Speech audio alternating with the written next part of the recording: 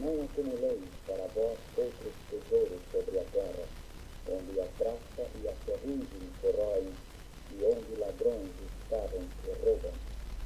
Mas ajuntai para vós outros tesouros no céu, onde traça nem ferrugem corrói, e onde ladrões não escavam nem roubam. Porque onde está o teu tesouro, aí estará também o teu coração. São os olhos a lâmpada do corpo. Se os teus olhos forem bons, todo o teu corpo será luminoso. Se porém os teus olhos forem maus, todo o teu corpo estará em trevas. Portanto, caso a luz que em ti há sejam trevas, que grandes trevas serão.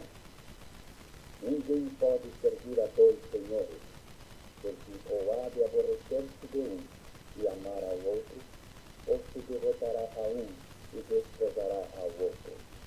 Não podeis servir a Deus e às riquezas.